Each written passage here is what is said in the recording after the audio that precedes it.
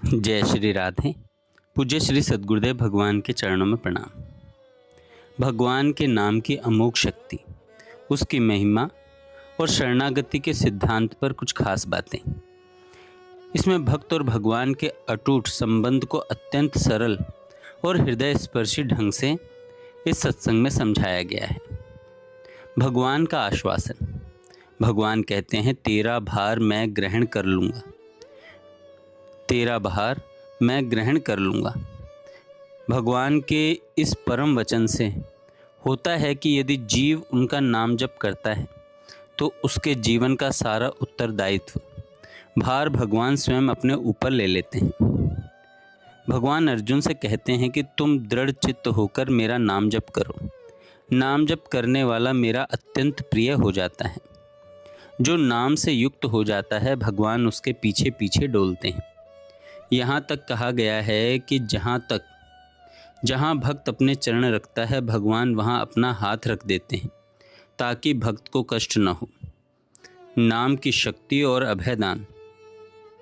नाम जप केवल एक क्रिया नहीं है, बल्कि साक्षात परमात्मा का साथ है।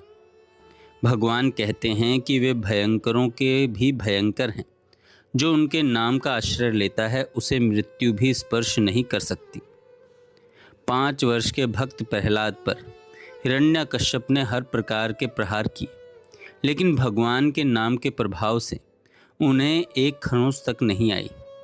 चाहे आकाश टूट जाए या पृथ्वी फट जाए, यदि नाम जब चल रहा है तो भगवान भक्त को अपनी छाती से लगाए रखते हैं।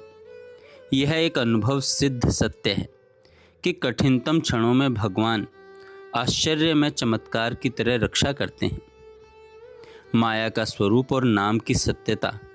यह संसार एक मायावी स्वप्न की तरह है। माया क्या है? जो वास्तव में नहीं है पर दिखाई दे रहा है, और जो सत्य है परमात्मा, उसे छिपा लेना ही माया का कार्य है। सत्य क्या है? केवल भगवान का नाम ही शाश्वत सत्य है। भगवान कहते हैं कि इस संसार की वस्तुओं में मत ललचाओ, ये झूठी हैं। नाम जप के माध्यम से जीव नाम आनंद सागर में डूब सकता है। नाम केवल मोक्ष ही नहीं देता, बल्कि जीवन के हर स्तर पर कल्याण करता है।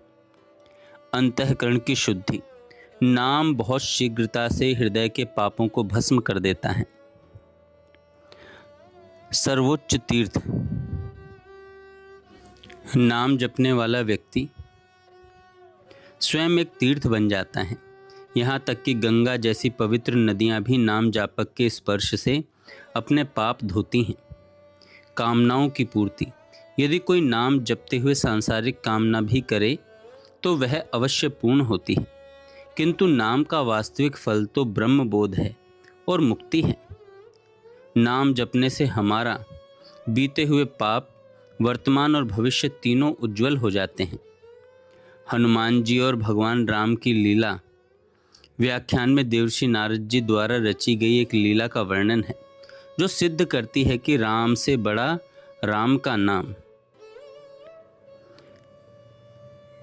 नारद जी की प्रेरणा से विश्वामित्र जी के अपमान के कारण श्री राम ने राजा प्रताप रुद्र के वध की प्रतिज्ञा की।